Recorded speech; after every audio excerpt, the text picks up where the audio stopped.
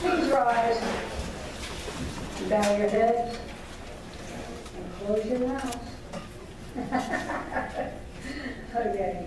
Father, we thank you for the opportunity to gather today. May everything we do begin with your inspiration and continue with your help.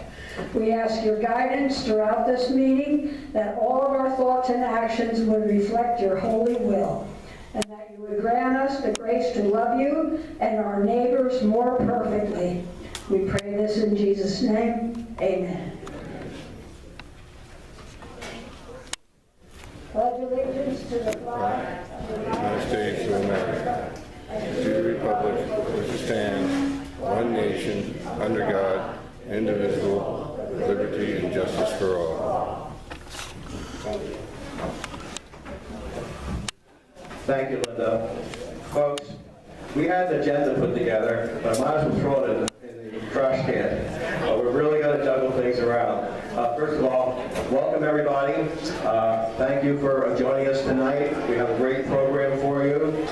We're going to actually start out with Christian Leinbach. Just one second until I get my other notes. He was on page 7.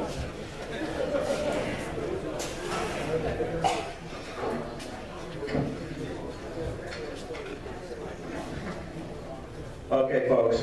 First of all, the Berks County Patriots are very pleased to announce that Commissioner Leinbach is sponsoring our meeting tonight. Now, this is not the first time the Commissioner has sponsored our meeting. He is a strong supporter of the Berks County Patriots. He supports us financially and otherwise as well. Additionally, as sponsor, he has 10 minutes of mic time to do whatever he wants. So, folks, we're trying to push the meeting along. We're going to ask you to please let's thank and welcome Commissioner Leinbach for sponsoring our meeting tonight.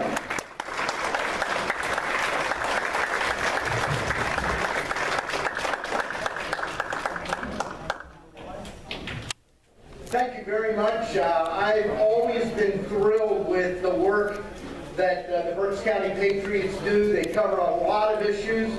National. I remember in the beginning, though, sitting down with Sam and Linda and saying, not everything's national. In fact, one of the lessons I've learned as a county commissioner is that the level of government that interacts with citizens every single day isn't federal, it isn't state, it's county government. Virtually every day, whether you're talking about a county jail or county parks, county library, or you're talking about a nursing home, there's a connection almost daily. I'm running for re-election, but not by myself this year.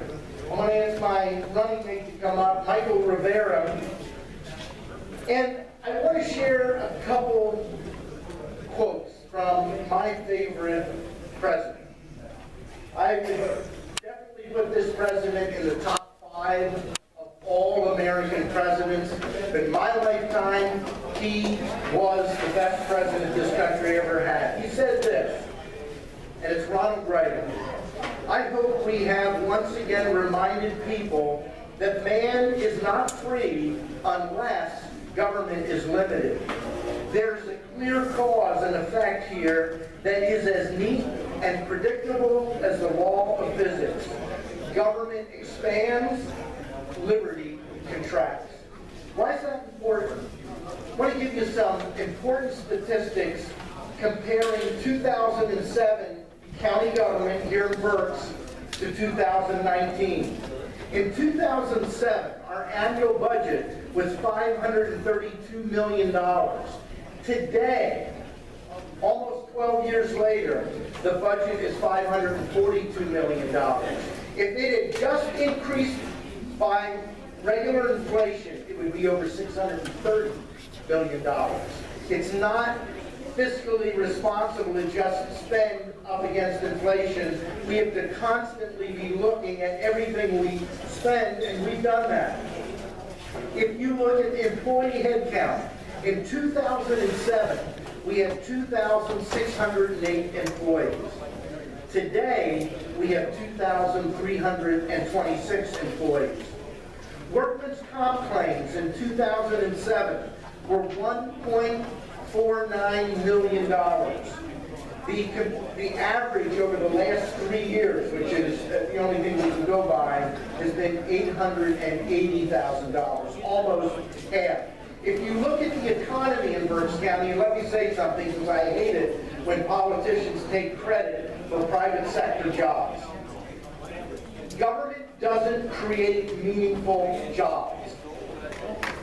The only thing government can do is make sure that the regulatory environment and the tax environment is such that it encourages job growth. It's the private sector that creates meaningful jobs. That's why I'm celebrating that we have fewer county government jobs today than we did when I took office.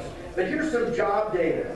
Since 2007, we've seen a $280 million growth in new wages in Berks County. Those wages represent 9,500 new jobs and over 140 new or expanding companies here in Berks County.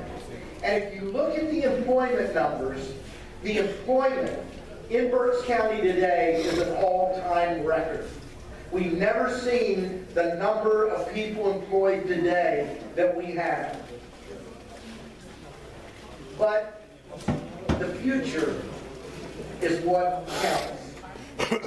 And one of the reasons I decided I wasn't going to just simply run as Christian Leinbach, I thought it was important to find somebody that was a person that understands free enterprise, that understands what the American dream is all about, but more importantly, understands what challenge lies ahead. And before I introduce Michael, I want to end with a quote from Ronald Reagan. This is from his famous, I think, mid-60s speech called Rendezvous with Destiny, and he said this, and I give this challenge to you and to myself. You and I have a rendezvous with destiny. We will preserve for our children this, the last best hope of man on earth, or we will sentence them to take the first step into 1,000 years of darkness. If we fail, at least our children and our children's children will say of us, we justified our brief moment here. We did all that could be done. That's the challenge for each of us. Where God's placed us, in whatever role, are we doing all that can be done? When I looked for someone to run with, I mentioned I needed a person that was honest, a person of integrity, a person that understood the American dream. I found Michael Rivera. Michael Rivera is a unique individual. He calls himself a Dutch-Rican. Now, how many have heard of a Dutch-Rican? You probably were here the last time we talked about that. But a Dutch-Rican. Here's what I can tell you, and you can come over and finish the story. Where's our timer? I'm watching the time here. Hey, timer, how much time's left? It must be an hour again. No, several minutes. But a Dutch-Rican, here's what I know. His mother's from Boyertown. She is a Detweiler. His grandfather was Pastor Detweiler of the Boyertown Mennonite Church, and a handful of years ago we found out my father, Christian Leinbach, built his grandfather's church in 1969 in Boyertown. He was born in the Pottstown area, but his father is Benny Rivera, who was born in Puerto Rico, and what happened, 4 years old, I believe, Benny Rivera moved the entire family back to Puerto Rico. So Michael speaks Spanish as a second language. His primary language is English. So real quickly, just tell them a little bit what happened in Puerto Rico, your free enterprise, and coming back to America. 3 minutes. 3 minutes? Okay. Good evening. Let's try that one more time. Good evening. Good evening. That's a lot better. First of all, it's an honor for me to be here, and it's an honor for me to be running with Christian, because for those of you that know Christian know that Christian is a man of principles, is a man of integrity, and he's a serious person. If it wouldn't be that, and if I didn't feel that way about Christian, I would not be running with him. So I appreciate Christian very much, and like he said, I've known him for a while now. Like Christian said, when I was 6 years old, my parents moved to Puerto Rico. I was born here in Pottstown. We moved to Puerto Rico. My parents went with $500 in their pocket to Puerto Rico because my father had learned Taekwondo, which is a martial art. He had learned it here in Pottstown, and he wanted to start a chain of schools in Puerto Rico. So when I was 6, we moved down there, $500 in his pocket. And I remember working with him. My brother and I would mix some eggs, set up blocks, we would hand out marketing literature. And he actually built from one school, and he had the largest chain of martial arts academies in Puerto Rico. My parents got divorced, and my mother and her husband then moved back up here. And they started buying houses and got into real estate investing. At that point, I had met my wife, and I had gotten married, and she said, you know what? We want new opportunities. We want to go and build a life for ourselves. What do you believe in? Sorry? What do you believe in? We want to know what you believe in. What I believe in? All right, so we came back and we built a life here for ourselves, and we believe that everyone should have the opportunity to be able to grow, to be able to have limited government intervention, to be able to build their business, to develop themselves in the way that they want to.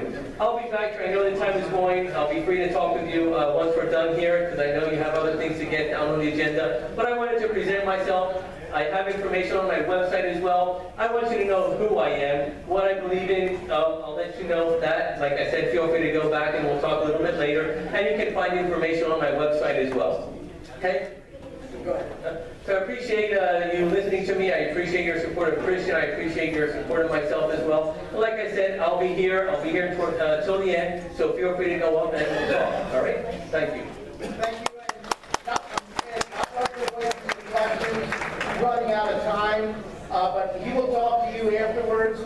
We had another event scheduled last night. It got moved tonight, so he went there first, came here at 6:30. I'm leaving now to go to that Taste of Berks Chamber Alliance, and I'm circulating, getting signatures there as well. He'll be sticking around at the end of the event, talk to him, find out what he believes.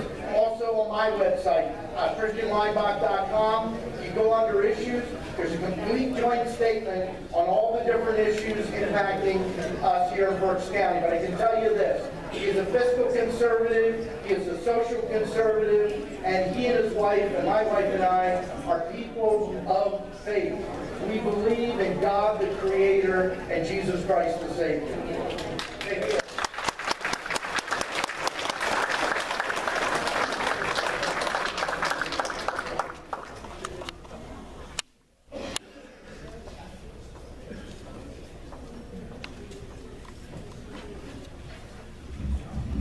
Folks, as I said, we're really juggling things around. I'm going to get into a little bit of BCP business.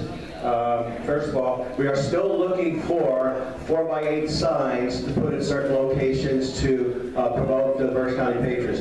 We do have 2. They're not operational yet, but we have one on Lancaster Avenue, right across from the Lux restaurant. We have another one on Route 61 near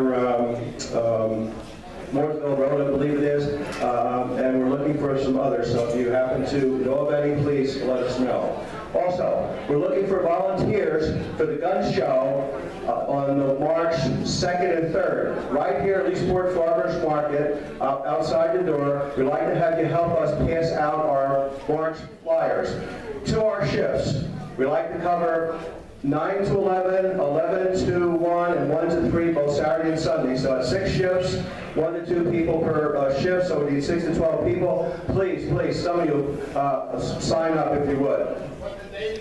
March 2nd and 3rd, right here. Also, as you know, we have our 50-50 raffle in the back. We'll have our drawing at the end. And this month, we started a gun raffle. Joe has it in the back. We're only selling 100 tickets, only $10 a ticket. You have some options. We have a Ruger American. You have the option of winning that. In addition, if you did not want that, you could substitute that value for another gun, or you could have $400 cash. So please see Joe in the back. You do not have to be present to win. Now, folks, the 50-50 raffle and the gun raffle, we're doing these things to raise funds. To cover some of our expenses, as well as to try to promote the Berks County Patriots. So anything you can do to help us in that area, that would be great.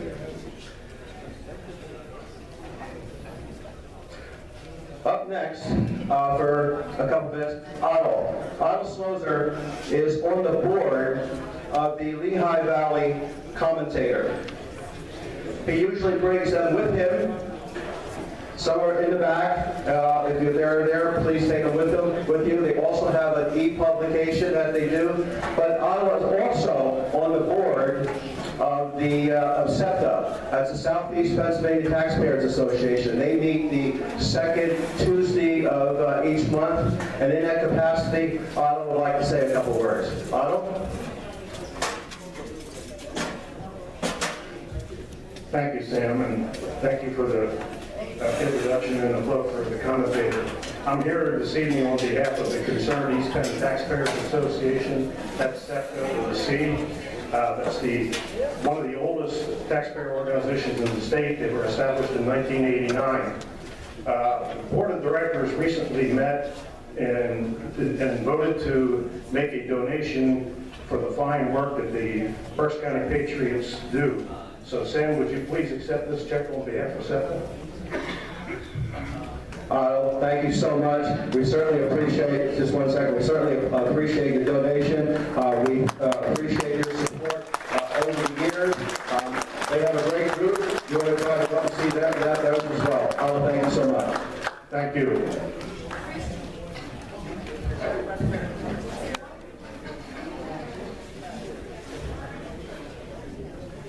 Folks, just want to say something about President Trump.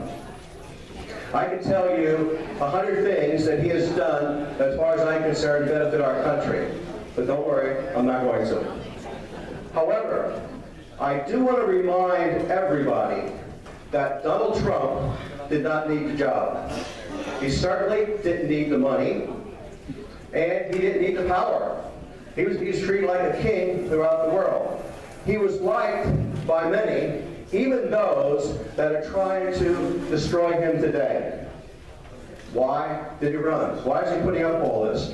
He saw that America was losing its greatness. He saw that we were getting away from our constitutional principles, and he could not stand by and just let that happen. He was willing to sacrifice his wealth and more so that other people would have an opportunity for a better life. I believe, I'm not sure of this, I believe Forbes said that he has lost, Donald Trump has lost $600 million in wealth since taking office. And yet, he continues to fight for us. He continues to do exactly what he said he was going to do. He's keeping his promises. He's making America great again. God bless Donald Trump.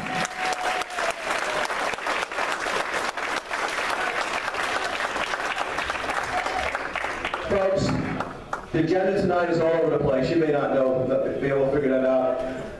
Got a call this morning. We thought we had everything lined up. Got a call from John Gower, who is Dan Muser's right-hand man. Said, Sam, Dan would like to have a few minutes. I think you can get him in tonight. Well, first of all, Dan is my congressman in the 9th District.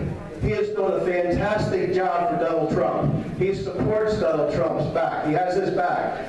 If you look at some of his videos that he put out, some of his statements on the floor, you'd be very impressed. Well, certainly, as my representative, as the Donald Trump supporter, we certainly would give him a few minutes. So, folks, let's all welcome.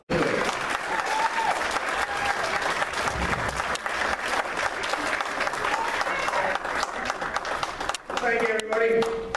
It's really, really nice to be here, to see everyone. Thank you, of course, for all your support. I'm doing my best to live up to your expectations and work real hard and bring conservative principles to Congress, fight for the things that we believe in, and be very supportive of our president, who's just doing a great job. Sometimes it seems that he's doing all the fighting on his own, but I think I can tell you there are a few of us in Congress, hopefully more than just a few, that we're working at it real hard. My first 6-7 weeks in Congress have certainly been, fascinating in some ways.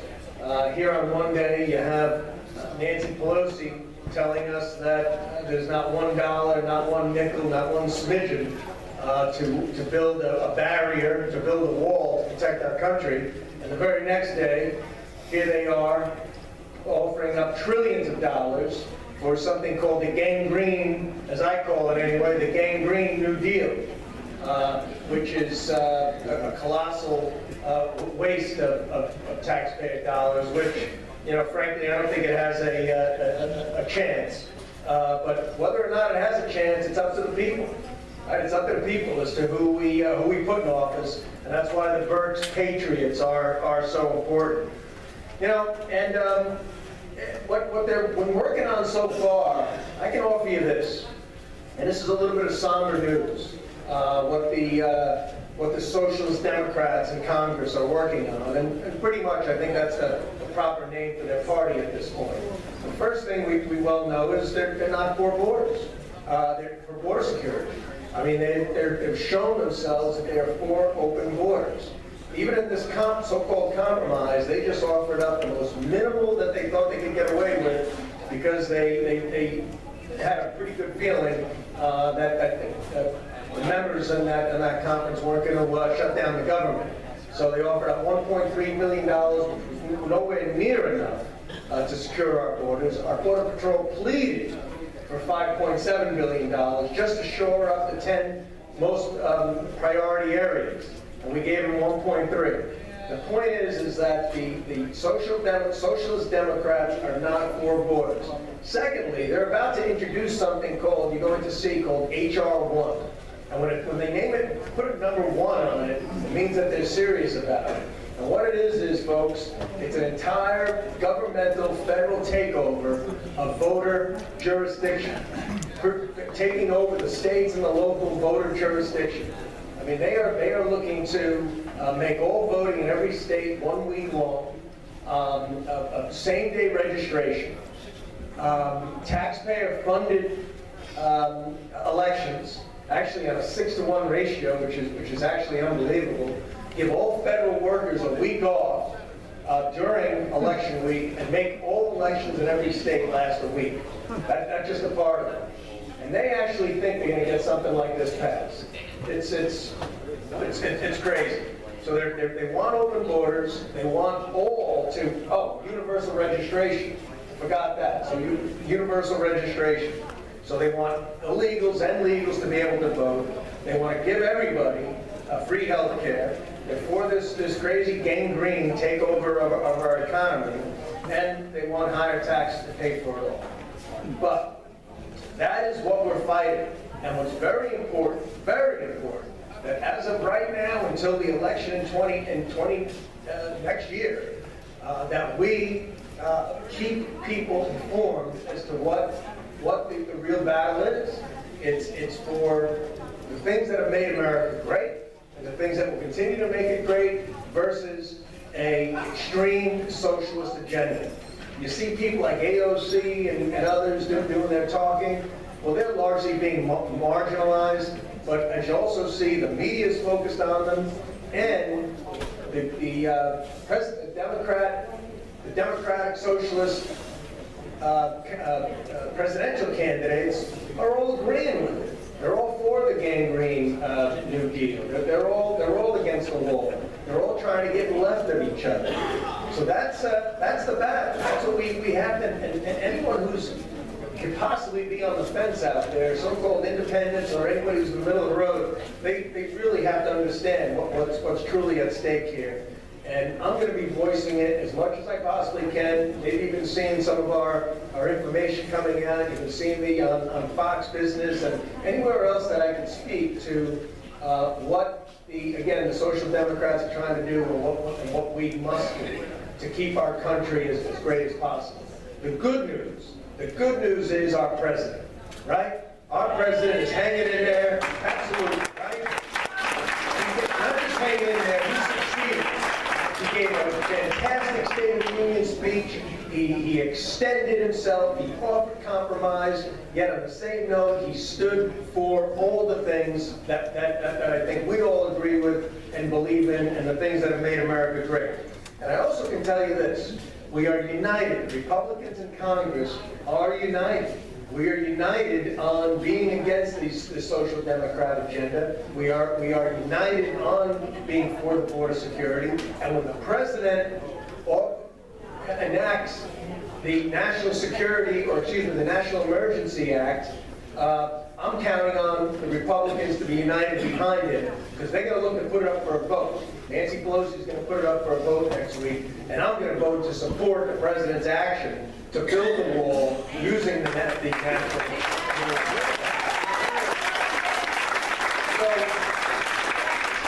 all that being said, just keep in mind something. Many friends that you have and any calls that you can make, there are probably 18 to 20, maybe 22 Democrats that are in relatively in Congress, that are in swing districts. Call them. Call their office when there are issues. Call them 2 times, call them 7 times. Let them know what you, as an American and as a voter, want them to do, because this republic is about our people, our country is about our people. I work for the people. We just need more people in Congress to be told that and to remember that. I'll just lastly say I'm so honored to represent Berks County and to represent the Patriots. I have some great friends here. We're just going to continue to have to build the relationships and build the support, build the coalition for taking back the Congress, getting the president elected, and truly getting some things done for this great country.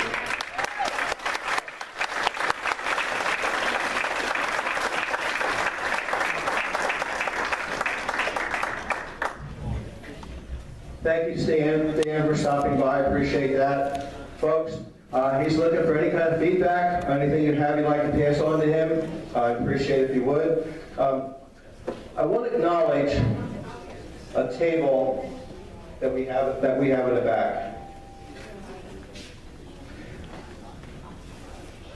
Steve Kaczewski with Moment of Peace Adventure. I want to read their mission statement. First of all, they are a nonprofit corporation. Our mission is to send young folks 18 years of age and under who have a severe physical disability or a life-threatening illness on a hunting or fishing trip. We hope to provide a memorable experience and a moment of peace that allows them to forget their problems and to enjoy nature and the outdoors. Folks, please stop by, talk to Steve. They're doing God's work. Thank you.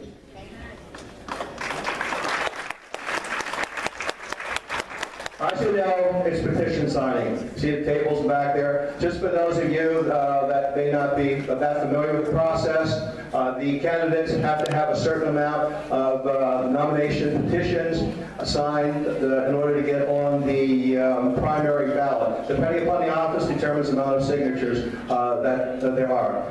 It's a 20-day process. It started February 19th and ends, I believe, March 12th. I was going to acknowledge all the candidates here and mention their office. However, I'm going to have them all come up front. They can announce their name and the office they're running for. Now, folks, I know it's a little risky when you give candidates a mic, so I'm hoping they're going to be on their best behavior. So come forward. No particular order. My name is Sandy Graffius, and I'm the controller, and I want to tell you I was born to control. You're a woman. Amen, and I have the money. And I want to tell you I am so tight-fisted. Thank you, everybody, for signing my petition. Whether or not you're an incumbent, you have to get at least 250 signatures to get on the ballot. And I want to tell you all that I am part of a barbershop course, and we also have practice tonight. So all of you did not get cake, you snooze, you lose, because I'm packing it up and take it down to the course next. Thank you so much for signing my petition. I really appreciate your support. And those of you that are independents, feel free to vote for me in November. It's no problem. She went a little strong, however, since she brought all the cake, we're going to give her a pass. Thank you, Sam. Hi, folks. I'm Larry Medallia. I'm your Register of Wills, and I've been in office I'm now in my 24th year. And I'm going to take a little departure here and do something different. I'm going to introduce to you Rebecca Warren, who is former district attorney in Montour County. And my connection to Rebecca is she and I are contemporary graduates of Bloomsburg University. So please welcome Rebecca Warren. She's running for Superior Court. Good evening, everyone. Again, Rebecca Warren, running for Superior Court, and I stood before you about 4 years ago because at that time I was running for another appellate court position, Supreme Court, and I think I was down here 2 or 3 times speaking with you, and I wanted to thank all of you because, boy, when you talk about grassroots support, you are it. You have it all covered, and I appreciated your support, and I'm hoping that I can count on you again as I'm running this year. I was the Montour County District Attorney, and back then I was the first female elected to that position. I won with 78% of the vote. Thank you. And our county was about 50-50 split.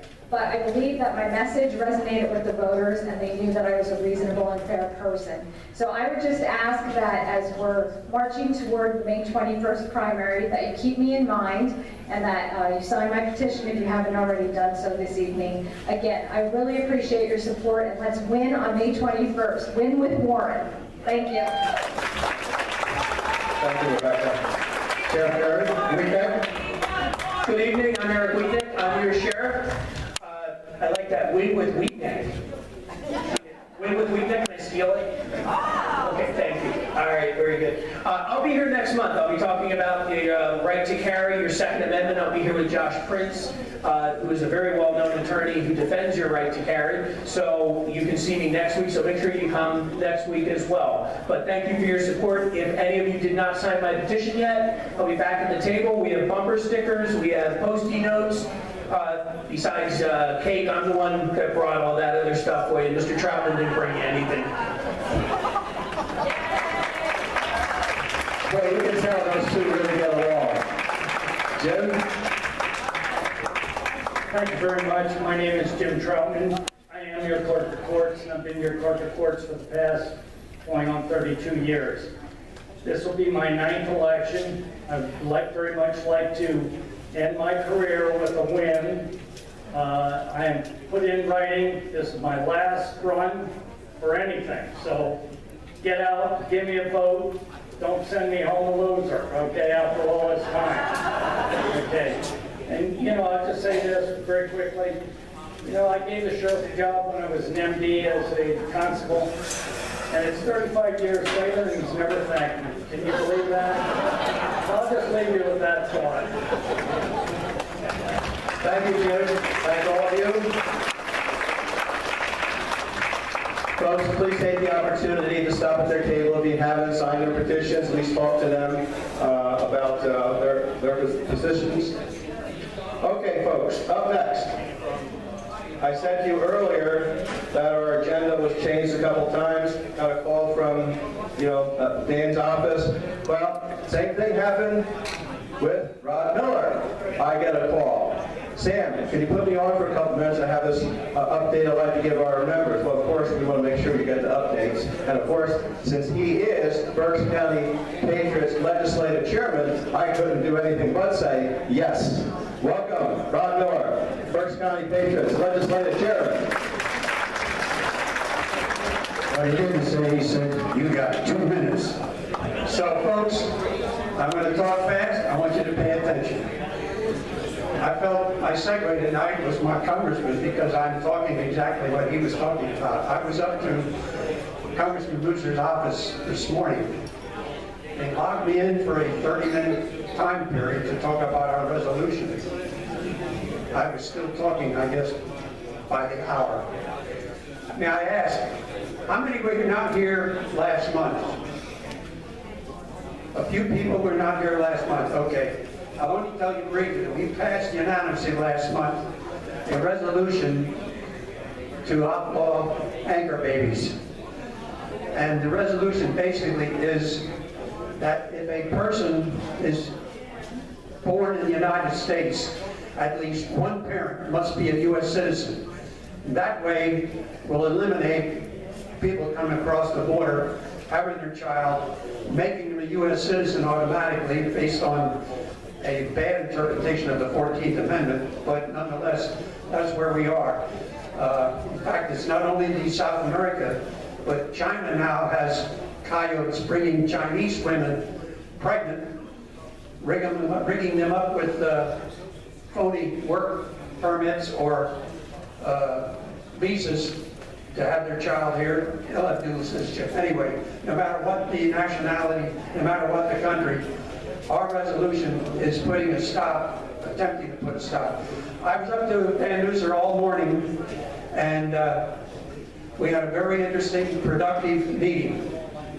And I wrote some bullet items down of what actually was discussed, and I can tell you, as his position on the issues basically is, first of all, he will analyze it, which is the right thing to do, but all things considered, he does support it. And he thinks it's a good idea, and an idea that he thinks is worth considering.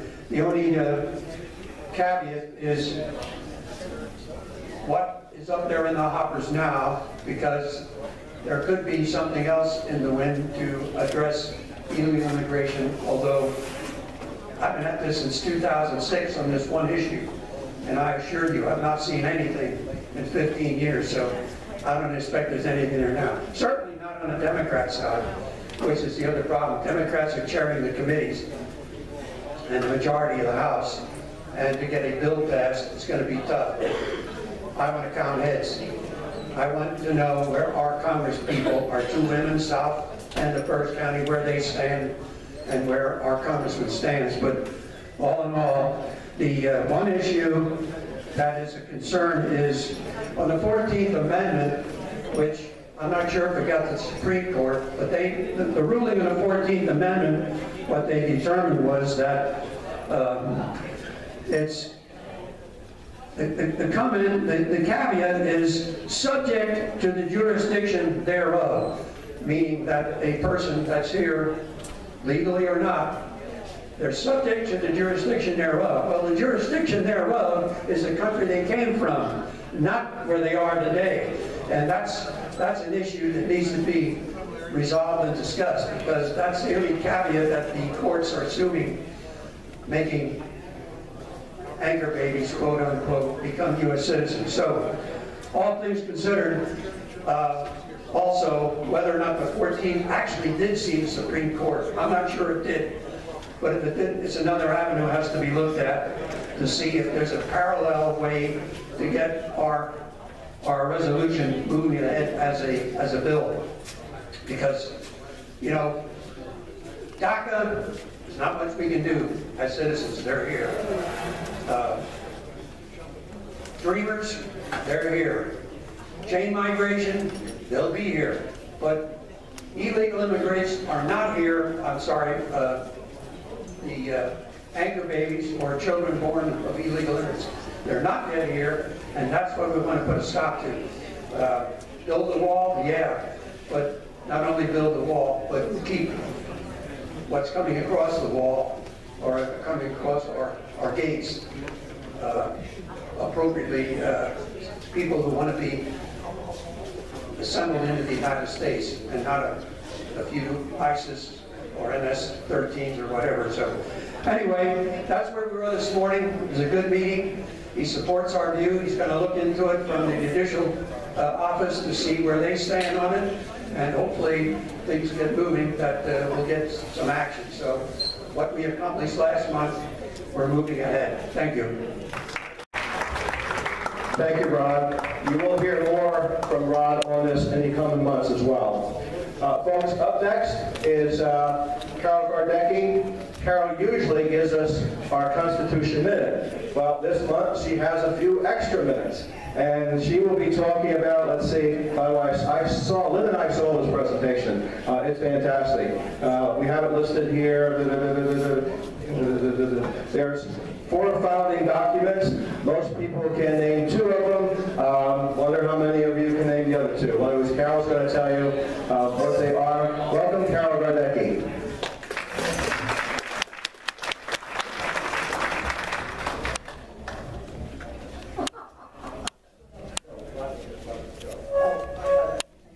Okay. Hi, everybody. As you know, I've been running Constitution classes. I think I lost track. Thank you, Mark. And the one I'm having now is really going good. We're more than halfway. That was the class when I introduced it. I told you it was going to last 2 years, and it seemed like forever. Well, we're past the halfway mark, so it went fast. And the students are still hanging in there, so I guess it's okay. I got the idea for this discussion tonight from Larry Arnn, who is the president of Hillsdale College. I was watching one of his videos. If you don't know about Hillsdale College, you want to check on it. He does a lot of free lessons on the computer. If you go on the computer, you can sign up, and for free, you can watch different lessons that he has, and he's excellent. But anyway, I was watching him one day, and he said, we don't just have 2 founding documents, we have 4. And that was a surprise to me. So up until 2 years ago, I didn't know any better either. And so I'm going to start with the first 2, which everybody knows what they are. The first is the Declaration of Independence. Basically, that was a letter that we sent to King George telling him that he abused us long enough and that we weren't putting up with it anymore and that we were quitting the British Empire, which led to the Revolutionary War. The Declaration of Independence was more than that. It wasn't just for King George. It was written very carefully because we knew that people in other countries would look at this document. And we wanted them to know why we were breaking away from the British Empire. We wanted other countries to see how badly he treated us. And so that was another purpose for the Declaration. Okay? Of course, the other document that we all know about is our Constitution. And the Constitution, you know pretty much about. I think the amazing thing to me is that that Declaration of Independence and that Constitution are contained in this tiny little booklet. This is your owner's manual. You know, you go buy a lawnmower. I bought a lawnmower. I got an owner's manual that thick for a lawnmower. This is your owner's manual for the United States. Beautiful document. These guys that wrote this document were geniuses. They were smart. They knew a lot. They studied a lot. I feel so inferior when I read about all the things that they learned and that they knew.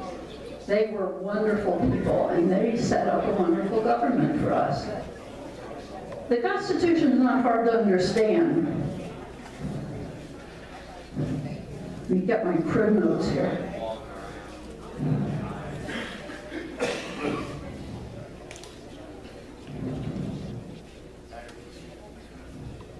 Okay.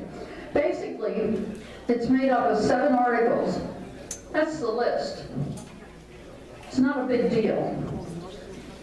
It's very well organized. The first 3 articles are, the first, Article 1 is all about the legislature and how that should be set up and run.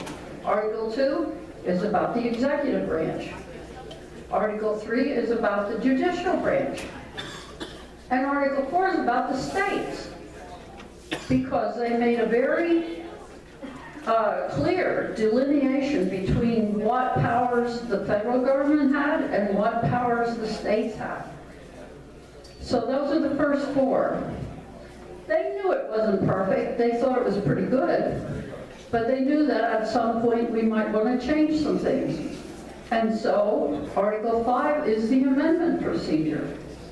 It tells you exactly how to amend the Constitution, how to pass an amendment.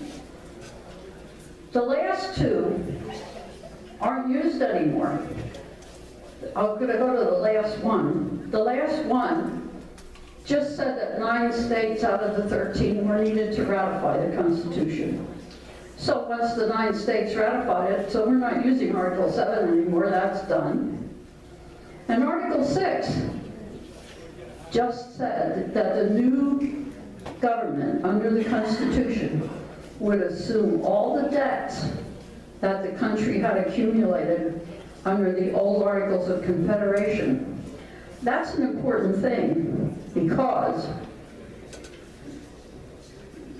the history of the world, when a country started a new government, was usually because some king came in and overthrew the government that was there.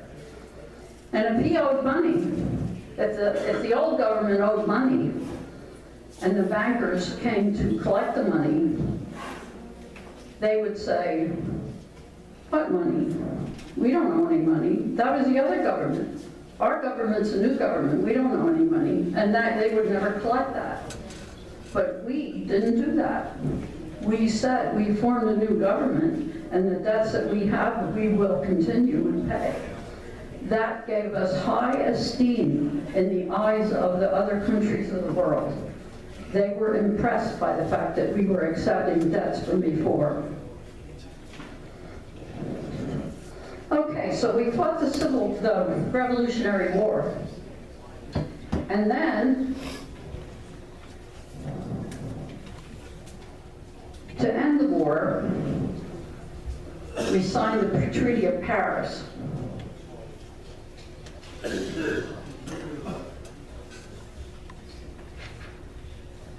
And the Treaty of Paris, it took a while. Actually, Cornwallis surrendered in 1781, and the Treaty of Paris didn't get signed until 1783. So it took 2 years from when the war actually ended till when we really had paperwork signed that said it was over. Okay, I want to go back a little bit.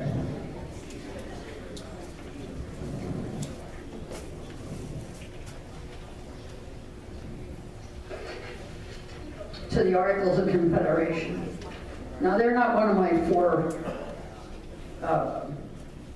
the four documents, but the Articles of Confederation are important because they were kind of hastily made up.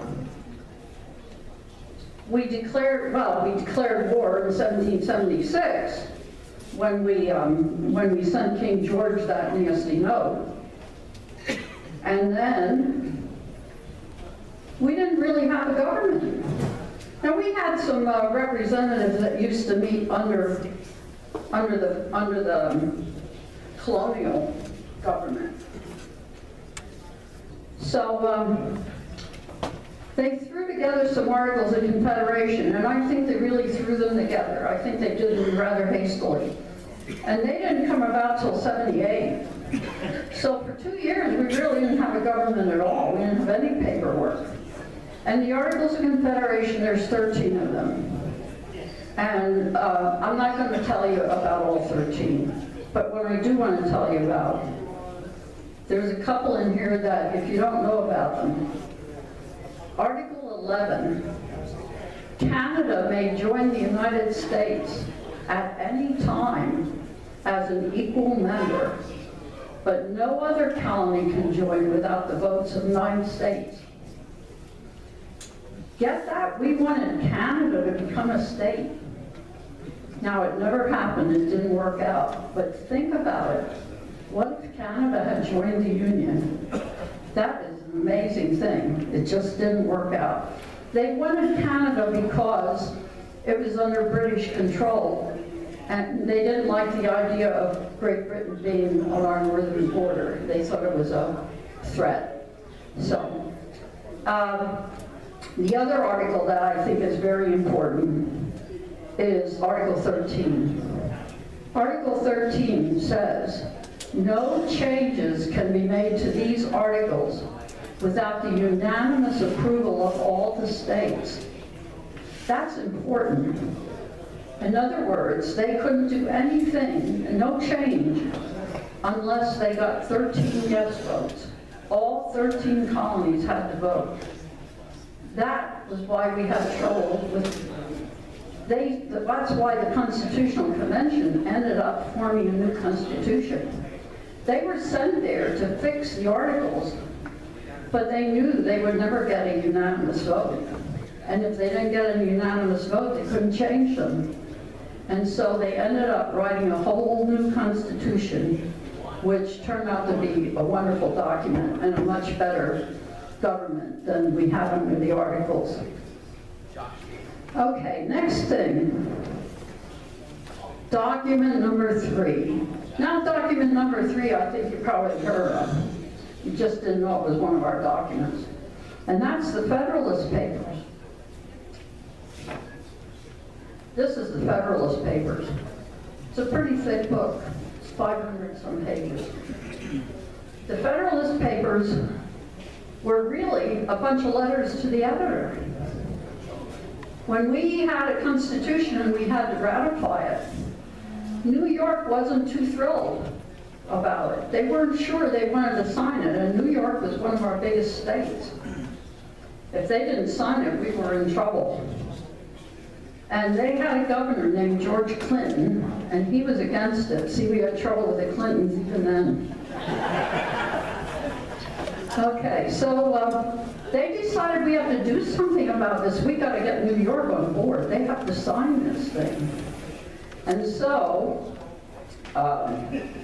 Alexander Hamilton, James Madison, and John Jay got together, and they wrote letters to the editor.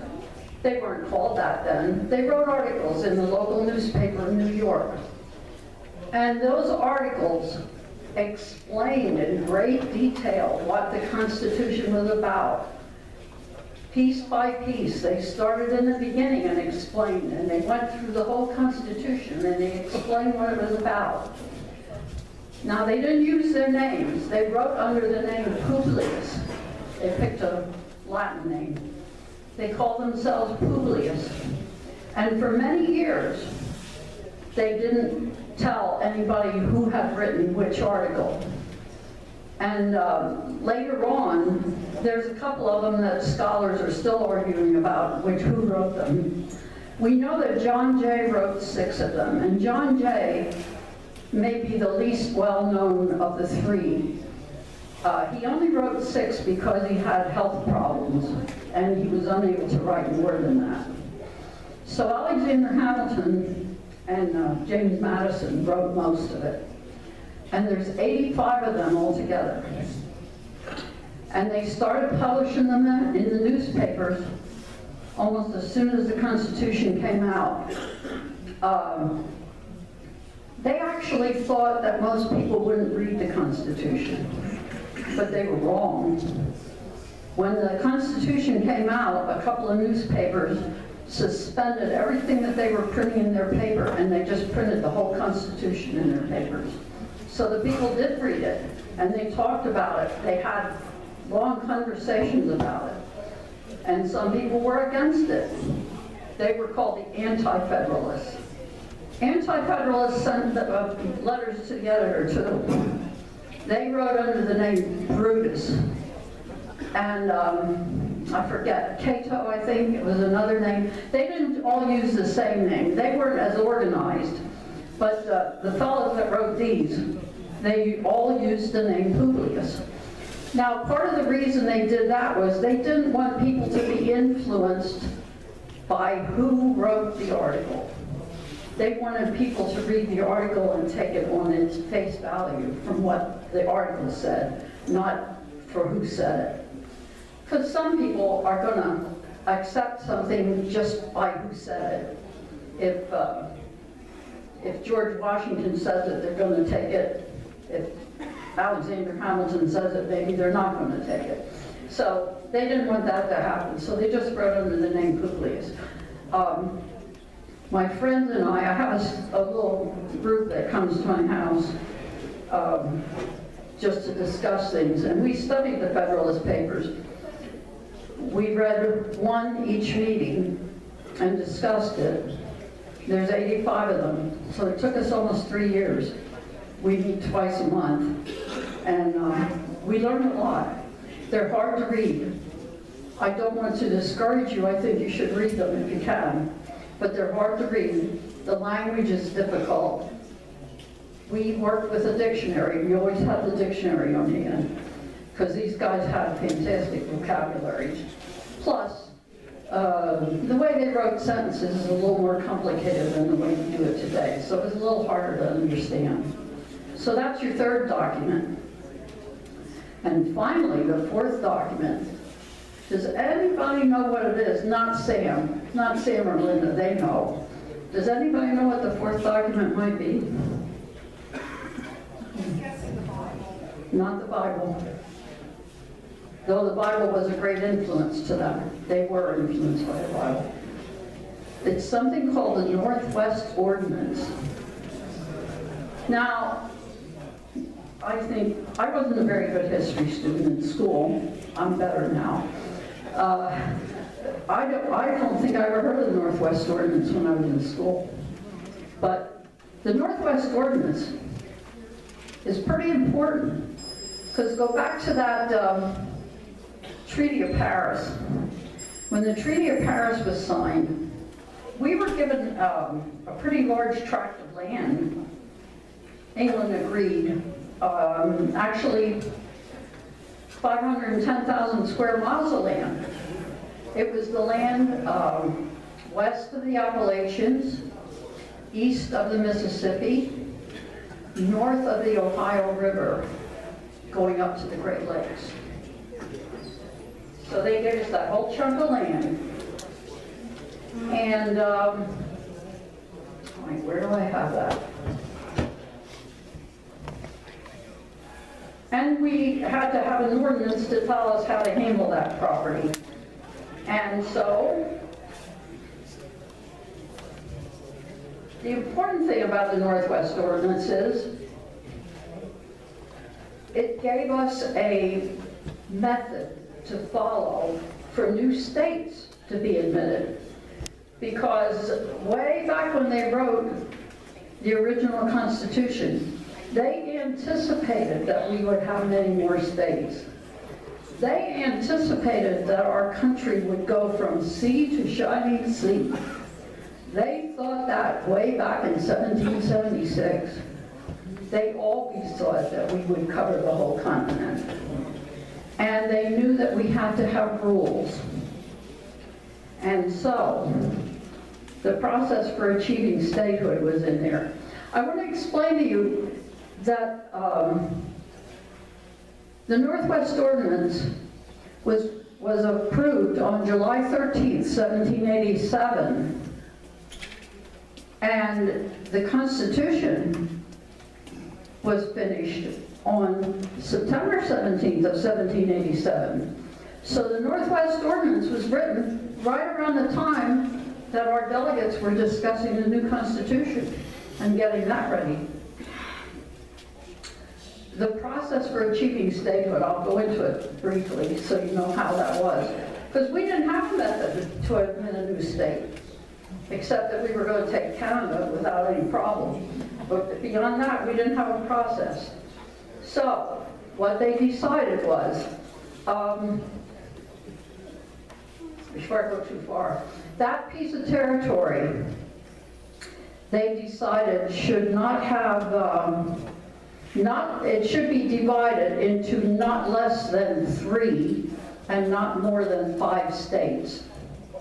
Ultimately, it became 5 states, and I will name them: Ohio, Indiana, Illinois, Michigan, out of that 510,000 square mile piece of property. And what they did was, when they started to get a number of people in each territory, they would ask the government to help them out, and they would set up a House of Representatives for themselves. They were to elect 1 representative for every 5,000 voting men. In those days, ladies didn't vote. The man that does the DVDs for my Constitution class said that they discussed it in the family, and then the men voted the way the ladies told them to. But anyway, Congress, when they were actually serious about becoming a state, Congress would appoint a governor for the territory. And the governor was appointed for a 3-year term, and he lived on a 1,000-acre estate while he was in office. They also appointed a secretary. The secretary had a 4-year term, and the secretary lived on a 500-acre estate during office. The secretary's job was to keep and preserve acts and laws passed by the legislature and all public records, and they sent copies every 6 months to the Secretary of Congress. Congress also appointed a court. They appointed 3 judges, and any 2 of them could form a court. So if they needed some kind of legal work, they had a court system.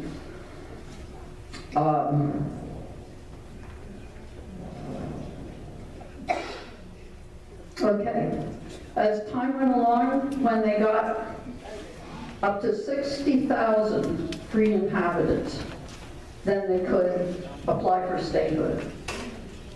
Once they were voted in as a state, they immediately took office, they immediately sent representatives to Congress, and there was no differentiation between them and the original 13 colonies.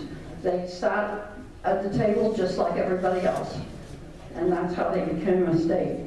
I want to read to you some of the things in the Northwest Ordinance. There's 6 different parts. Number 1, peaceable persons not to be molested due to his religion or mode of worship. Number 2, people have the benefits of habeas corpus and trial by jury. So they wanted them to have legal rights right away. Number 3, this is an important one, religion, morality, and knowledge being necessary to good government and the happiness of mankind, schools are encouraged. And Indians shall not have their property rights or liberty taken from them. Number 4, this territory and the states that may be formed are forever part of the United States. Navigable rivers are common highways and remain forever free. So in other words, the river, traveling on the river is free. They can't stop you from doing that. I told you the one about the 3 or 5 states. I think this is interesting. I'm going to go back over the states again. Because you would think that maybe they were early became states, but it's not true. Ohio, the first one to become a state, was in 1803, and they were 17th in the Union. Next one was Indiana. They were in 1816, and they were the 19th state. Next one was Illinois. They were in 1818, and they were the 21st state. Next, we have Michigan, 1837, and they were the 26th state. And then Wisconsin, 1848, they were the 30th state. So that's when they came in. And I'm going to go down to the last thing. No slavery or involuntary servitude except as punishment for crimes. They put that in there because if you said no involuntary servitude, that would mean people in jail couldn't be forced to work. So they put that in there, except as punishment for crimes. But in other words, they outlawed slavery. They didn't have slavery in that territory. And that shows you that even from the beginning, they did not want to have slavery. They wanted slavery to be out of the country. If they hadn't allowed slavery, we wouldn't have a constitution. The southern states would not have signed it. They wouldn't have voted for it. So they had to give them a little time. And in the Constitution, they gave them a 20-year period. And that after that 20 years, no slaves were allowed to be sold anymore, bought or sold. So after that 20 years, they thought slavery would die off. Unfortunately, it didn't happen, and we ended up having a terrible, terrible civil war to get rid of the slaves and to preserve the Union. One more thing that the Northwest Ordinance did. We had a policy called primogeniture. This came from England. We brought it here from England. Primogeniture says when the father in the family dies, the oldest son inherits everything. That's how you get kings. When the king dies, who gets to be king? His son, right? That's how they did it. Well, that's a pretty bad rule, because what if the eldest son is somebody that's not too smart, not good at handling money, not responsible? And so lots of times when the father died in the family and the oldest son inherited anything, the mother and the children were left with nothing. Because sometimes that person didn't feel responsible to take care of his mother and the other children. So they did away with that. And they set up rules for inheritance if you die without a will. We still have, states have rules. If you die without a will, Pennsylvania has rules for what happens to your property. That's why you should write your own will, so they don't tell you what to do. Okay. So that's the 4 documents now. Declaration of Independence, the Constitution, Federalist Papers, and the Northwest Ordinance. Okay, Sam?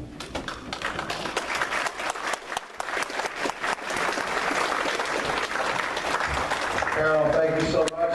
Thank you for the history lesson. That was fantastic. I know that many of them would not have known all 4 of them, as I did not either, until you schooled us. So thank you very much. Folks, up next is Helen McMinn. She is going to introduce our main speaker tonight. Helen? Welcome all my Patriot friends. Okay. I am excited to introduce to you tonight our speaker, Mr. Scott Uehlinger. Scott has a unique perspective on intelligence threats since he was an actual CIA operations field officer for 12 years, primarily in the Soviet Union, recruiting recruiting spies for U.S. intelligence, and for his service during these years, he received 5 Exceptional Performance Awards. Not only, yeah, go ahead, clap for him. He deserves it. Okay. Not only did Scott serve our country as a CIA agent, but prior to all of this, this, he received an appointment to the U.S. Merchant Marine Academy at Kings Point. Following graduation, he entered the U.S. Navy and served aboard the USS Hailer, and frequently was deployed with NATO in the waning years of the Cold War.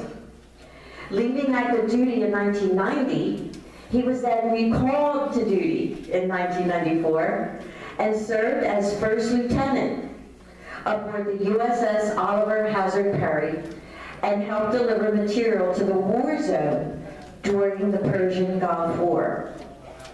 Since retiring in 2014, Scott began speaking as a national security expert. Along with this, he was a Trump delegate, yay, to the 2016 Republican Convention, and in 2018, he ran in the congressional Republican primary for the Pennsylvania's 9th District. You can often see Scott on Fox News, Patriot XM, and national radio commenting on intelligence and national security affairs from his perspective as a former Intel field operator. Scott also has a blog at newsmax.com where he discusses current intel and political developments. I love coming home from work and all of a sudden turning on Hannity or whatever, and all of a sudden, you know, Scott's on there talking, and I go, I know that guy. So let's welcome Scott. And first, though, I do want to say thank you, Scott, for your service to our country. Okay? So let's give him a warm welcome to the Berks County Patriots.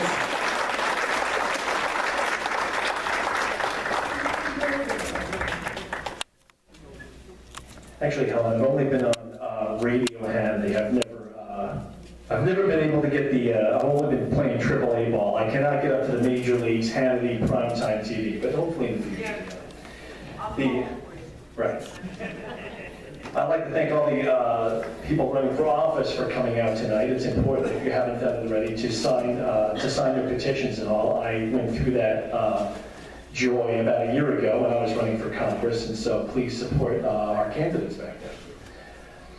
Tonight I'm going to talk about Trump's foreign policy, and so I'm going to kind of skip around the world and look at some of the issues that are going on, and I'll get into some detail, but take some notes, and we'll have a pretty extensive question and answer period. If you guys have any questions about certain issues, we'll have plenty of time to ask me, okay? So we'll start by saying that Trump's foreign policy, we've made a lot of progress. It's really impressive. Okay, the Secretary of State Pompeo said about 2 months ago, his quote in a speech he gave, he said that the age of self-inflicted American shame is over. We have reasserted our traditional role as a force for good.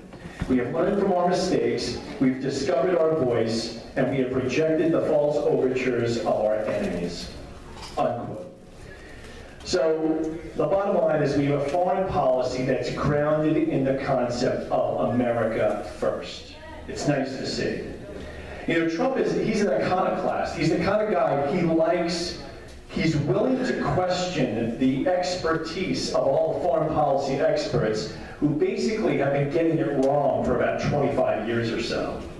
So, frankly, I'm glad we have somebody who comes in with a fresh look, able to think outside the box and question certain things. The one example I think immediately, I think Armageddon was supposed to already have happened because we moved our embassy in Israel to Jerusalem. Well, what's happened? Oh, just a couple of other countries have decided to do the same thing. The Middle East hasn't exploded in chaos from that, and everything's fine. And that's what you find is what's happening often with Trump. He makes these decisions that the foreign policy elites say is going to result in disaster. And what winds up happening is it's quiet afterwards, and things get slowly better. And that's something that I'm really gratified to see, and I'm sure a lot of people in the audience share that opinion. So let's take a grand tour of the globe a little bit. We'll start with not the most important country, but the one that the Democrats love talking about. Russia, near and dear to my heart. I spent a lot of my time recruiting Russians. I speak Russian. But what have we done with Russia? Okay, the Intermediate Nuclear Forces Agreement which deals with medium-range nuclear missiles, has been scrapped. That's fairly recent, right? We've also increased lethal aid to Ukraine. As you remember, eastern Ukraine is occupied by Russia, and that happened under the Obama administration. Trump is actually much harder on Russia than the Obama administration was. I was overseas dealing with Russians when Obama was president and when Hillary Clinton was Secretary of State, and it was a disaster, speaking as a Russian-speaking professional. With Iran, the nuclear agreement with Iran, called the JCPOA, which was probably the worst diplomatic mistake we've made in the past 100 years or so, in my belief, was finally scrapped. The world has not ended, as many people predicted. Sanctions are really starting to bite into Iran. There are widespread protests, and you're not going to hear about them on mainstream media, but there are protests often in many cities within Iran, and the people are accessing the internet. They understand how the rest of the world works. In fact, if you're an Iranian, there's probably a 1 in 10 chance you have a cousin who lives in Los Angeles. So all the talk about the big Satan, they know is a lie, because they've got their cousin living the big life in LA, and they get to hear about it on Skype. So they see through their government, and I think that government's tenure has an expiration date. We actually there was a meeting in Warsaw, Poland, only a couple of days ago with the National Security Advisor, John Bolton, and with a number of countries, and they were talking about Iran. And it was all about Iran, and I'm sure the mullahs were losing a lot of sleep over that conference. With North Korea, we're going to have a summit probably next month with North Korea. John Bolton is actually going to be going to South Korea shortly before that to coordinate with our ally before we sit down and talk to Kim Jong-un again. Now, that's a famously difficult regime. Do I think that Trump has a 100% chance of success? No, no way. Because North Koreans are North Koreans. They're very hard to deal with. However, I believe that you got to give it the old college try. He's thinking outside the box. I'll ask you this. I in fact had a blog 2 years ago where the question came up 2 years ago. Scott, do you think, and this was kind of a crazy question to ask at the time, someone asked me, Scott, do you think it's possible that the President of the United States and the leader of North Korea would actually meet? Because what we were, now that's kind of same old, same old. But believe me, 2 or 3 years ago, just the idea that our president would meet with the leader of North Korea was an impossible notion. But yet we have the impossible happening once, and it's going to happen again. So what I'm saying is, he's reinventing things for the better. And if we walk away and it doesn't work, okay. And then we have to take the action, whatever we have to take. But you've got to give it the best try you can to avoid bloodshed. And that is what he's doing. On the other hand, if it comes to bloodshed, he'll be able to look himself in the mirror and he'll be able to look at the American people and say, I did my best to do this peacefully. And that's the important thing. He's doing it exactly the way I would do it. And by the way, the other thing is that there is real trust building going on between North and South Korea. Stuff that was unthinkable 10 years ago is happening. They're working jointly on demining certain parts of the border. Things that were, again, considered impossible 10 years ago have already happened. So I'm cautiously optimistic about the future with North Korea. Terrorism. ISIS is largely defeated. Unfortunately now, if you've been looking at the internet or newspaper lately, the big thing now is ISIS brides, right? Yeah, we're seeing some in the United States. I was actually on radio talking about this a couple days ago. It's a real problem for Europe, a real problem. They're looking at, England had 900 British nationals fighting for ISIS, 900. 180 died. 360 came back already, and 360 are sitting in a refugee camp in Syria. What do you do with those people? Okay, Britain already took one positive step. There was one woman making a lot of noises. She had her citizenship revoked. By the way, the interesting fact about that, in Europe, they can, and probably in the United States, you can only revoke someone's citizenship if they have another citizenship. See, so she obviously had dual nationality. Maybe she was had a Syrian passport and an English passport. But if she only had an English passport, you could not deprive her of that because you're not allowed to make someone a stateless person. So that was a nice little trivia thing I saw. Regarding the Middle East, as a whole, we're looking at withdrawal from Syria. Okay, I think it's a good idea. Afghan drawdown, okay, 11 years, what am I talking about? 19 years, okay? 96% are in aid. Literally, every dollar in that country was given by someone else. I mean, they literally live in the Bronze Age. While I've never had the pleasure, I was at the somewhat more prosperous neighbor, Tajikistan, immediately to the north, which was bad enough, but the Tajiks used to look at the Afghans and say, Scott, imagine if we had to live over there.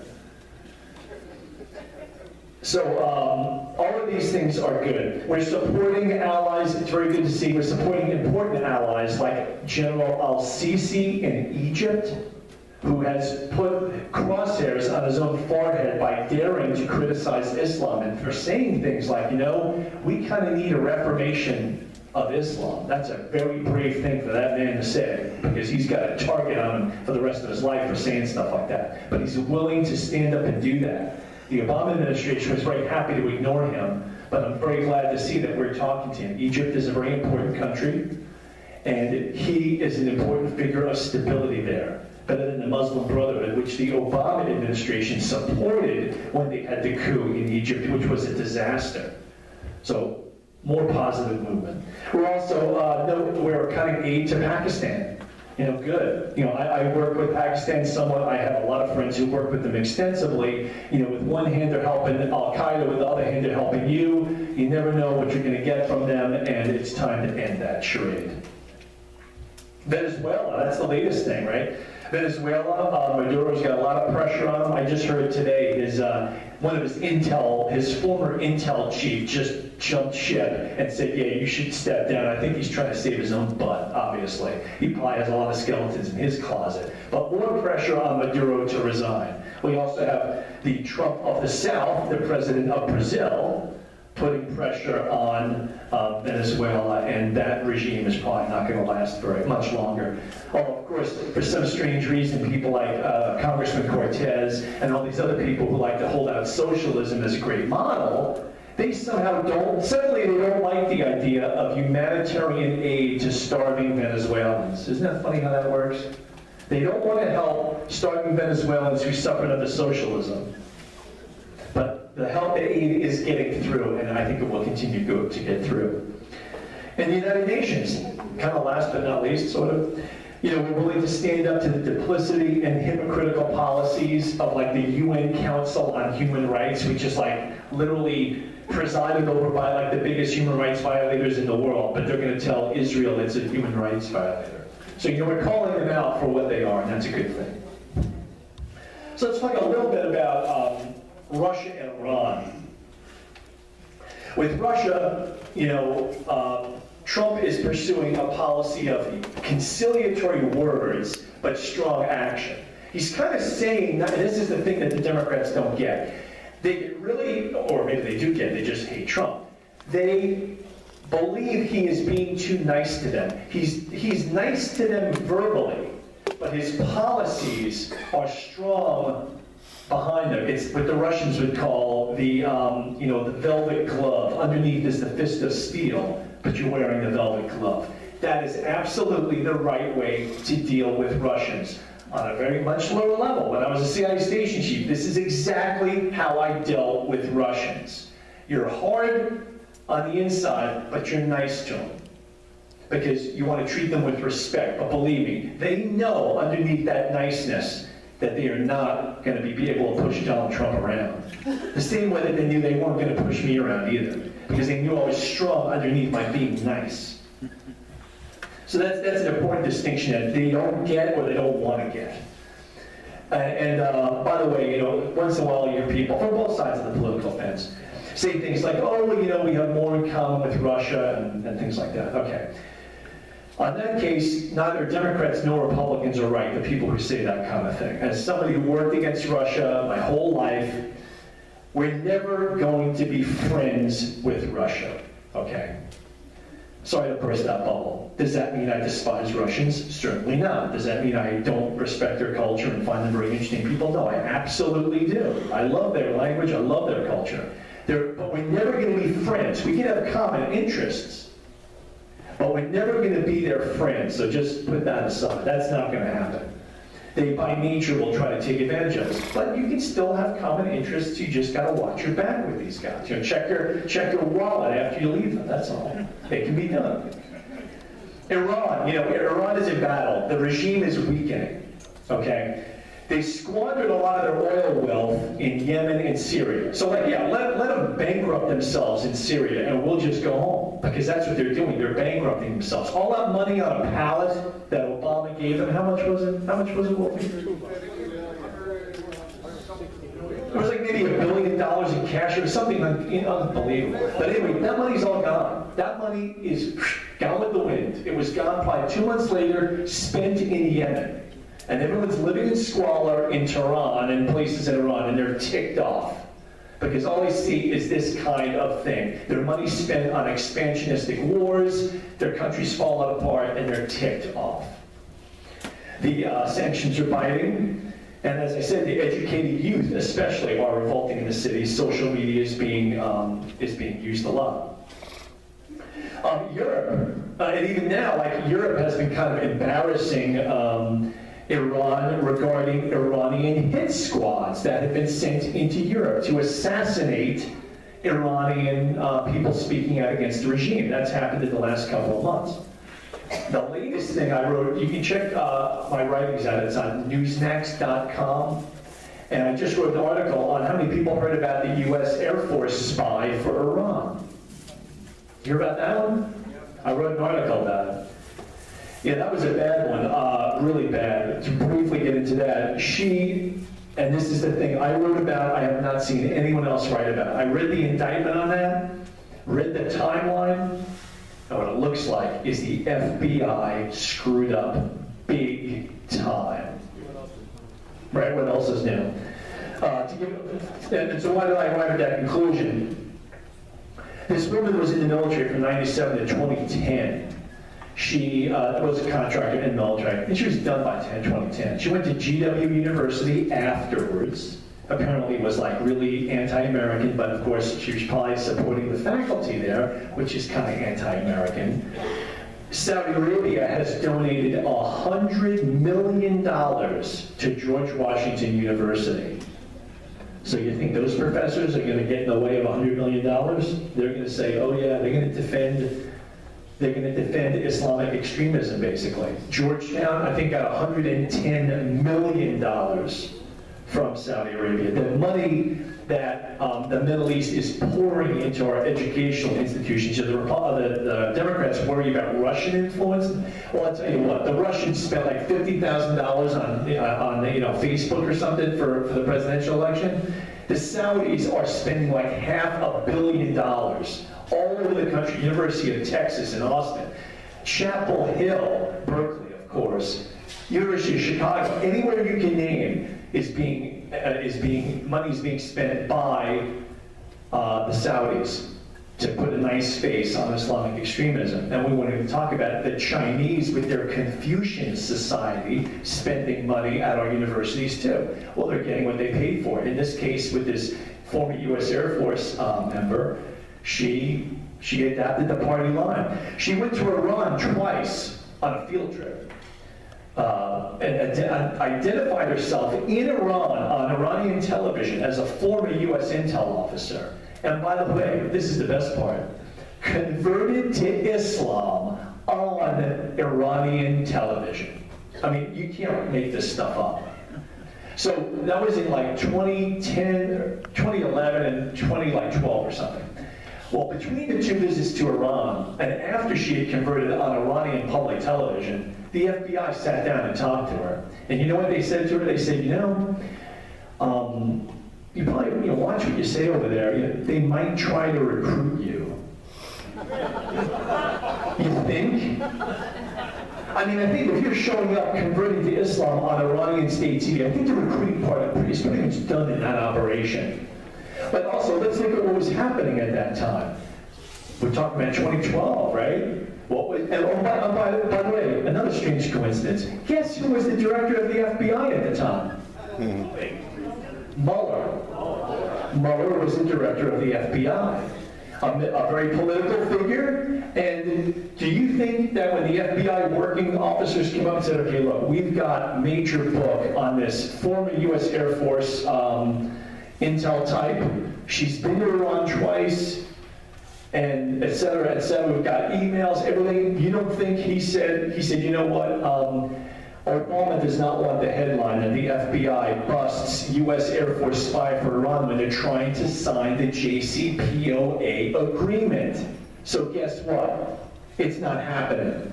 Just glad handing whatever. And that's exactly what happened. And that is what happened.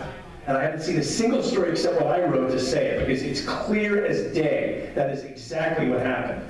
So by 2012, she has a little money saved up, I guess, and she flies over to Afghanistan, like on her own ticket. And when she's coming with the hijab, she actually does look, even though her last name is Witt or some German name, she actually looks Iranian. Like if she walked into the Iranian embassy, no one would even blink twice. But she was going around trying to convince the Iranians to take her in. Because if you were an Iranian intel officer, what would you think? This is a setup. There's no way this could be happening. This is like us winning the lottery. How could this woman really want to defect to us? It's the American CIA is fooling around with us. Where did she get all the money to come over to Afghanistan? Finally, she was in my old stomping grounds, Tajikistan, and actually wrote in an email, you know, I'm getting kind of frustrated with the Iranians. I'm thinking about going to Moscow and pulling a Snowden.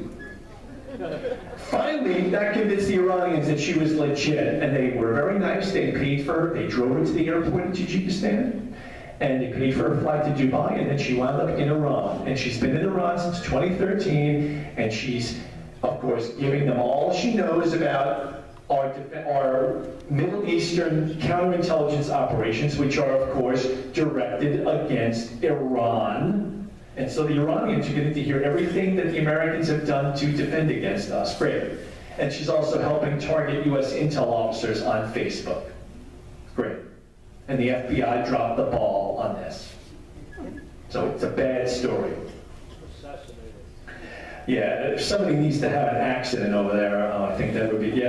Iranian nuclear scientists, I don't know, about 5 or 10 years ago, had a strange habit of getting blown up in car intersections and things like that by either the British or the Israelis. That might be in order here. So, however, take heart, because as I said, this is a dying regime. They may, okay, they'll get to parade her out there for a little bit, but the Iranian regime is, you know, probably within 5 years it'll be gone. I'm not going to say within 1 year, nothing stupid like that. These regimes have a tendency to last a lot longer than we think they will. Look at North Korea. But okay, they're being pinched and they're feeling it. Going back to Russia a little bit, Russia's got some really big problems. Okay, we have problems too. That's why we have a Tea Party, to address our national problems. And I won't get into that tonight because we're talking about foreign policy. But Russia has got some tremendous problems as well. You know, they're great at punching above their weight. Putin was out there saying, oh, you know, you pulled out of the IMF. If you guys put medium-range missiles in Europe like you did under Reagan, we're going to do this, that, you know, whatever. He's speaking for his domestic audience. The United States, why would we need to put nuclear missiles in Europe? We don't need to. We can take out Moscow from a submarine in the Atlantic. He's doing this to build up his own political, you know, capital in Russia, because no American is going to think about putting the now legal medium-range missiles in Europe. It's not going to happen. But he's saying this for his audience.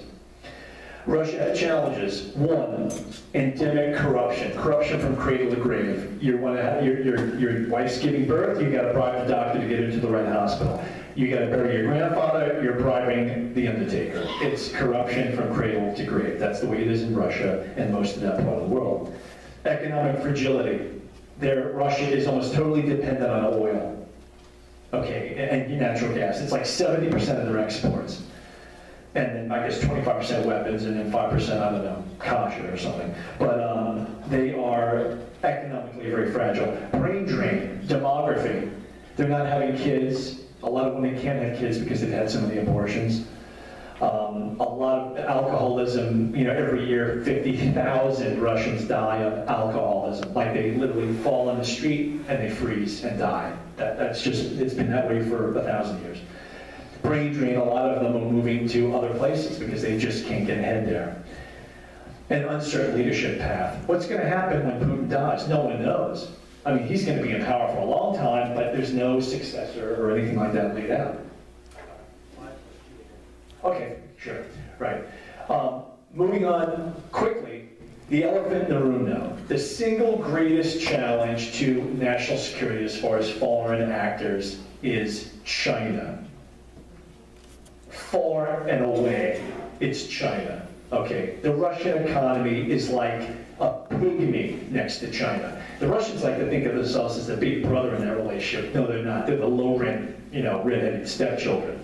It's the Chinese, whose economy is like 7 times bigger, that have the money and the influence and the ability. It's China.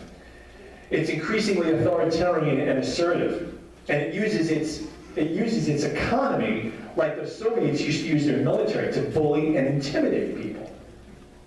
But the Chinese economy has exploded. In 1990, they were 3% of the world economy. Now they're 15%. And guess who helped them? We did. We got them into the World Trade Organization.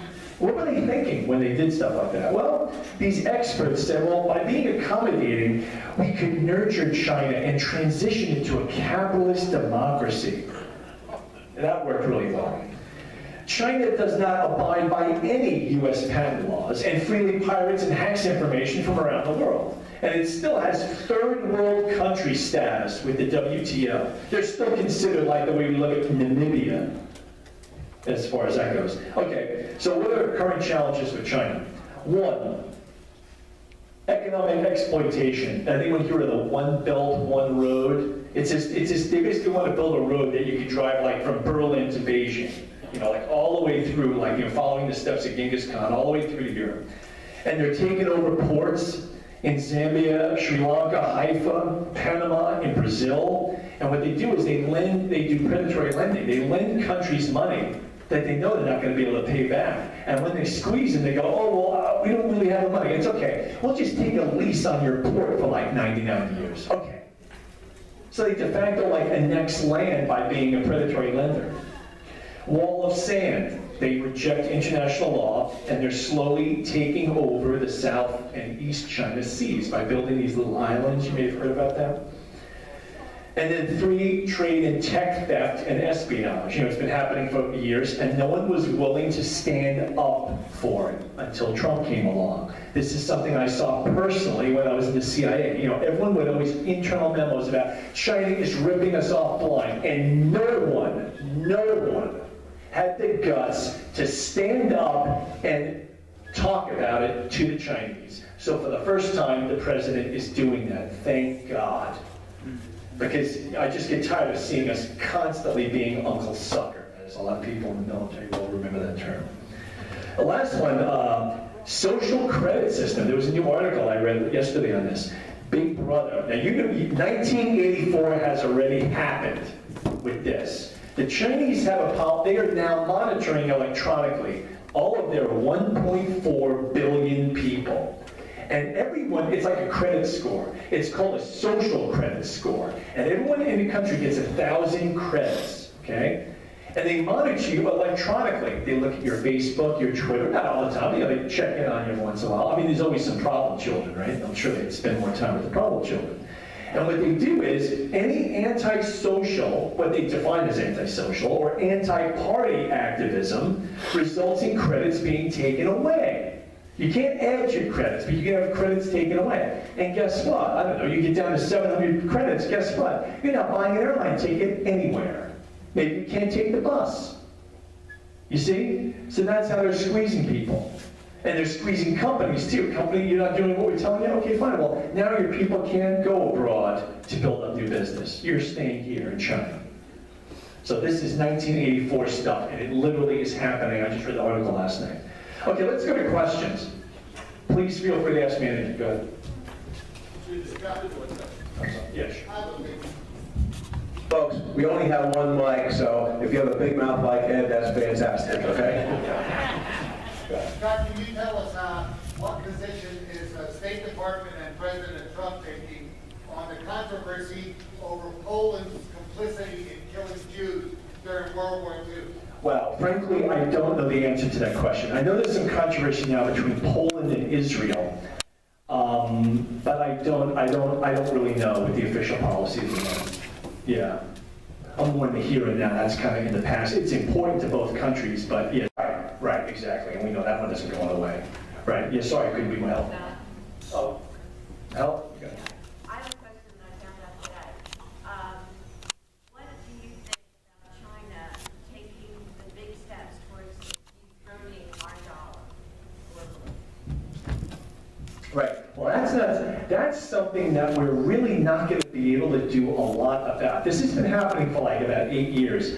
Different countries, because the dollar is used to buy oil since the early 70s, but what's been happening slowly is de-dollarization. And different countries now, like Iran, Russia, China, and Russia, they're all signing these bilateral agreements that when we buy products from you, it won't be in dollars. When Iran wants to buy weapons from Russia, it's not going to use dollars anymore. They're going to use either Iranian money or Russian rubles. And they're doing this, and a lot of countries have been doing this. There's not much we can do about that. It is a capitalist free market, but there's a lot of other things we can do, like ending predatory trade practices and illegal things that they're doing. There's nothing illegal about that. If they want to trade in their own money, I say let them, but let's stop the things they're doing which are obviously breaking the law or international agreement, like, you know, they deliberately suppress their currency. For one thing, they made Chinese goods cheaper on the market. So you go to Walmart and you buy American. You buy their artificially kept down prices for plastic plates and stuff. So that's something that we need to see. We need to see go away to make American business more competitive, because their government is in fact subsidizing their industry. So, but that was a good question, sir. I have difficulty staying. Okay. No, sir. Go ahead. My body's catching up to my. During the Korean War, I served. Right. I was taught Chinese. I remember that. I got to Korea, and so I didn't know what I was going to be doing, but I got involved in running after my Chinese soldiers who had been captured and did not want to go back to communist China. They wanted to go back to Taiwan. Right. So I spent 18 months. I know different ways to get into behind the lines of my. I was a young guy, I guess I thought I was in the world, but anyway. Out of that I learned, that was the first education I had on it. But I learned it personally. So I talked with these young men who were around my age. So they asked me, so why are we here? And I guess my question would come out with how much knowledge you have of Mr. Trump. Even then, this is 1953. 54. They said, don't trust the communists. They're going to say 2 steps backwards to get 1 step forward. And eventually, their goal is to dominate the world. It doesn't matter how long it takes. And so we have to constantly be very aware of the communist thing. Right. And I'm sure when you said about Donald Trump speaking softly and behind the scenes pretty hard, I think the Democrats are the opposite. Right. But you know how many advisors or the types of advisors that Mr. Trump might have who are experts in the communist theory? I mean, I think I know some of them. Believe me, I'm also trying to get a job with some of them. But I know some of them, and he's brought in some good people who do know what they're doing. However, it is a fact that there are more people in the foreign policy establishment who weren't big supporters of Trump and they're still there. That is a big problem, right? He does not have enough support in the government. Part of it is it's his own fault in the sense that he's a New York businessman. If he was in Jeb Bush has 300 secretaries of state in waiting, ready to attach themselves to him like a remora on a shark, right? But Trump didn't have that. So he comes in and he's like, okay, I got to do what? I got to supply 2,000 people in the government? Okay, who do you know? And sometimes he like, look at who his first chief of staff was. What's his name? I mean, you know, so he had to accept a lot of people into the government, and they didn't necessarily want to see his policies prevail, and that's a problem. You know, so hopefully, he'll win the next election, and what we're seeing is you're seeing more people who believe in the Trump philosophy getting in the government, but it's been slow, a lot slower than it should have been. It's 2 years into the administration, and some of these people still need to be pushed out. Some of them worked under the Obama administration. You know, but they all have the right, you know, I'm just a grunt. I don't have a master's degree. I only went to the British Marine Academy. I don't have an MBA from Georgetown or GW. And so you know, these people, these elite, that's what they trade in. They trade in what, well, my degree is in this, from this school. And it's this, you know, and this is the kind of thing that's why we voted for Trump, because we're tired of these elitists who actually know more than we do, but they pretend to. But yeah, and then, you know, communism, I mean, it's absolutely true. And the other thing that's very troubling is our youth today, because our schools have been infiltrated by liberal progressivism. The kids, they have no idea, they don't understand life outside of the United States. Like, they think that, you know, the United States is like some predatory country. It's like, really? Well, try living basically anywhere else where it is a lot worse. And, you know, or try breaking your axle of your car in Tajikistan like I did on great Soviet roads. You know, they have no, or get some cutting-edge 1930s medical treatment in Havana, Cuba. They don't know this stuff. But if you flew them down there to get an operation, they learn it real quick. And that's the problem, is that how do we work against this? And there are some organizations, political organizations, one's called Turning Point, and it's aimed at conservative youth. And it's, you know, it's doing well under President Trump, and it's good because that's the future, right? Because we're all going to be gone, and you don't want the country to turn socialist with that, like that idiot Cortez down in Washington, who has a degree in economics, and I know 7-year-olds who can run a lemonade stand and know more about economics than she does. But is that the future? That this woman actually thinks that this is the way to go? I mean, that's terrifying, and we've got to fight against this. Right, exactly. You know, and you know, most people in this listening, either in the military, or they may have family who suffered under communism, or they know people who suffered under communism, like me. And, you know, we don't need to be lectured on this, but unfortunately our youth today, they need to be talked to. And there was one man, other questions? You said Mr. Trump was the first to stand up. There was one man in 1954. One of my agents came back from the spying espionage in North Korea, and so the whole division moved out of Chinese moved out to a big province across from Taiwan. They had 2 islands out there, Quemoy and Matsu. Yeah. Back through, they called the 7th Fleet under Eisenhower, in between China and Taiwan. Right. Just like any boat. Right, the Taiwan Straits crisis, exactly. Right, that's the only way you have to deal with them, forced. Any other questions? Sir? I was wondering if you could comment on like the deep state exists.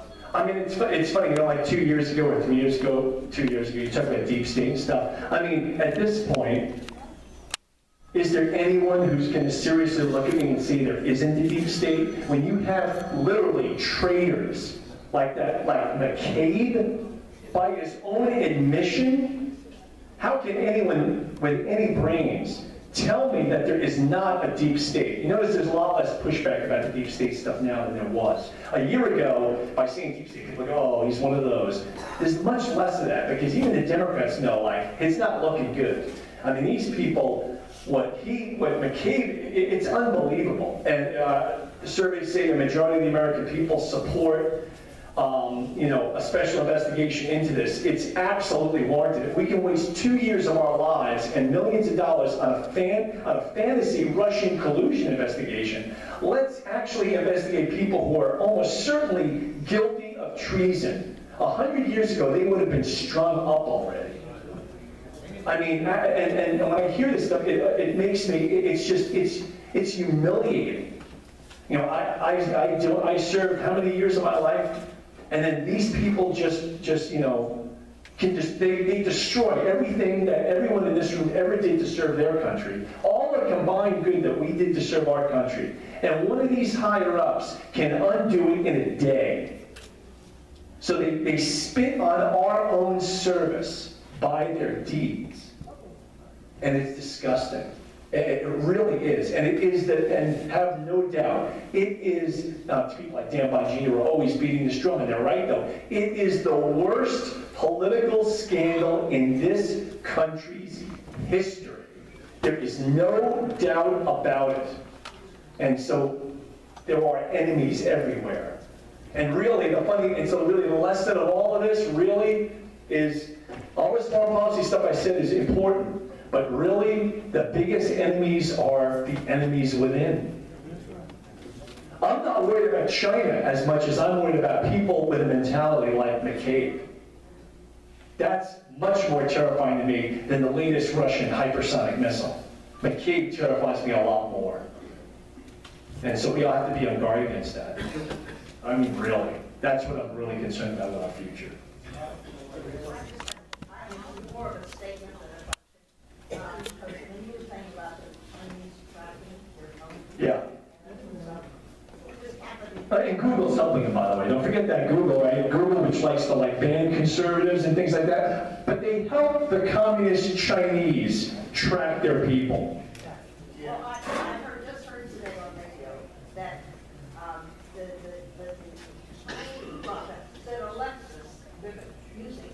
Lexus, thanks. Names are all those electronic things in the office and stuff that monitors everything you can say in your house and that sort of stuff. Right. And the Chinese make it. Yeah, actually, Just think about that's it. This is something you'll see lately, and maybe that'll be it, but 5G, right, 5th generation for telecommunications, right? Trump has been tweeting about it, because the thing is that the Chinese are leading the world with the company Huawei. You may have heard it mentioned. It's Huawei. They are the big 5G provider, and they want to provide all the electronics in places like England, Germany, all throughout Europe, the United States, and we are slowing that down. We're concerned about that, and we must be concerned about that. Countries like Germany and England have already rolled over. They're like, it's just. We can't reinvent the wheel, we'll take that stuff. But what I'm saying is that Chinese will have control of world communications. I mean, think about that. They will take that, right, and that 5G is all kinds of stuff that I'm not qualified to discuss, but meaning I just don't have the knowledge. But what I'm saying is, so the Chinese will control, the Internet of Things and all kinds of, and basically be able to turn things on and off. It's 1984. It's pretty terrifying. So I hope it's not too little too late, but Trump is trying to push back against that. There's some kind of meeting of very important meeting, the Telecommunications Union. I think it's coming up, I think it's in Belgium or something. And they're going to be talking about this stuff, and it's actually very important stuff. The kind of stuff that in 20 years, it can be looked upon as a landmark meeting. But Trump is trying to push back against that because we don't want the Chinese to dominate this, at least in our own country. Bad enough it's in a lot of the NATO countries. That's a very good point. Yeah, you know anything about... I'm sorry. You'll get a chance to talk to Scott afterwards. We're running out of time. Scott, thank you so much. Appreciate it. You want to hang around? Okay, great. So just to remind you, we have the gun raffle in the back. You can see Joe. Also, next month, we're going to have Joshua Prince. If you're interested in our Second Amendment, the person who does more for our rights as far as attorneys and so forth is Joshua Prince. We're also going to have Eric Wheatneck talk about Second Amendment as well as far as concealed carry permits and things like that. Linda, you want to come up? Raffle? Okay, we had last month's winner was, I forgot his name. Leon Smith. He chose a winning ticket, and I'm going to read it, 862206. It's fixed! How could you win twice? Unbelievable. You get $90. Thank you. Oh my God, yeah. And you chose it. I'm not having a ticket. Okay.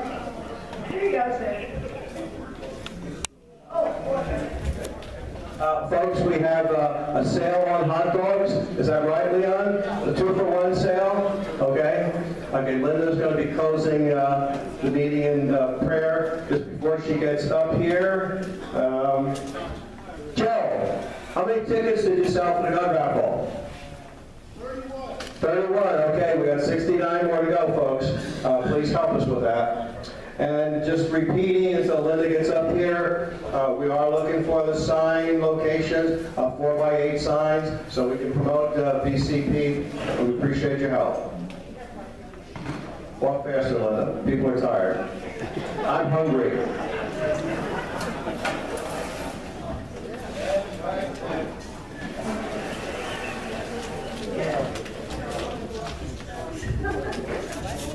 Okay, bow your heads, please. Father, we give you thanks that you have allowed us to work together and serve you during this meeting. We ask your blessing upon our endeavors and upon all present today. May your love and grace continue to guide us in everything that we do today and in the future. We pray in Jesus' name. Amen. Thank you, Linda. Thank you all, folks, for coming. Hope to see you next month. Thank you very much. And there's still some candidates here. If you can please stop.